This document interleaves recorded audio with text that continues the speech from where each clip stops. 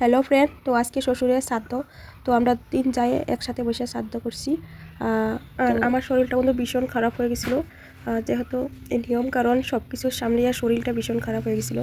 ওরও নিয়মকানুন প্রয়োগ করছি, তারপরে হচ্ছে আমার আজকে মনটাও ভালো না আর শরীরটাও ভালো না। এটা অনেক দিন হয়ে গেছে ভিডিওটা করেছি আর পোস্ট করতে পাইনি, কারণ অনেক সমস্যা ছিল, তাই সব কিছু আর করা হয় না, কারণ অনেক ঝামেলা ছিল। তো ঝামেলা সামলায় জানোই তো, একটা অনুষ্ঠান বাড়িতেই হোক বা বিয়া অনুষ্ঠানই হোক, শ্রাদ্ধ বাড়ি অনুষ্ঠানই হোক, কেমন ঝামেলা হয়।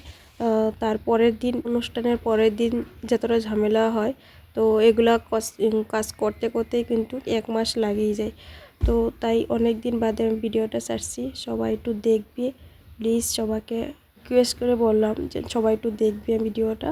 আর আমার শ্বশুর মারা গিয়েছিল সরস্বতী পূজার পরের দিন। তো তখনই মারা গিয়েছিল সকাল 7:40 মারা গিয়েছে, কিন্তু তখন আমি ভিডিওগুলো করা হয় নাই, তো সেরকম পরিস্থিতি ছিলাম না, তো তার জন্য আর কি ভিডিও করা হয় নাই, নাহলে তোমাদেরকে সব কিছু তুলে ধরতাম। তো মানুষে কিন্তু কাছে থাকলে এত বোঝা যায় না, কিন্তু মরে যাওয়ার পরে কিন্তু বোঝা যায় যে কতটা আপন ছিল। তো এখন মানুষটা নেই, লাগে যখন নাই কিবা যেন একটা জিনিস নায়িকা হয়ে গেছে এমন লাগে। বাড়িটা যখন ফাঁকা ফাঁকা হয়ে যেমন দাঁত থাকতে দাঁতের মর্ম বুঝে না কেউ, সেমনই কিন্তু একটা মানুষ সামনে থাকলে কেউ বুঝে না, আর মরে যাওয়ার পরে সবাই বুঝে কেমন ছিল কেমন। আর হ্যাঁ, সবার মতন আমি কথা বলতে জানি না, সবার মতন কথা বানিয়ে বলতে পারি না। আমার যেটা মনে থাকে, যেটা আমার ভিতরে থাকে, আমি সেটাই বলি।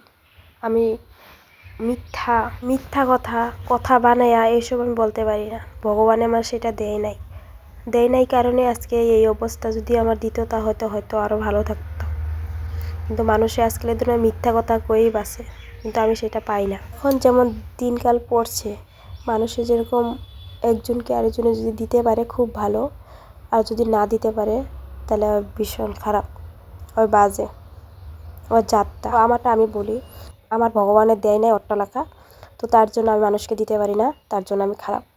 আর যাকে ভগবানের দিছে ওই মানুষকে দিতে পায়, তাই ওই ভালো। তো আমি ওইভাবে ভালো সাজতে চাই না। আমি এভাবে, আমার কেউ যদি এইভাবে ভালোবাসে তো তাই আমি সন্তুষ্ট। আর এখানে দেখো সব নাতি, ওরা শ্রাদ্ধ মিলে বসে, 4 জন নাতনি আর 1 জন নাতি। তো ভালো লাগছে দেখা, সবাই একসাথে বসে। এরকম সবাই একসাথে দেখাশোনা করলে আর বেশি ভালো লাগতো। হয়তো মানুষে কয় না যে বেঁচে থাকতে যেটুক না দেয়, মরে যাওয়ার পরে সবটাই দিতে হয়।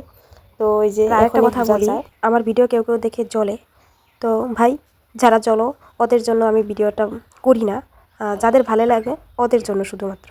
আর যে জ্বলে ভালো লাগলে, যারা আরও জ্বলে ওরা জ্বললে থাকো ভাই, টাটা।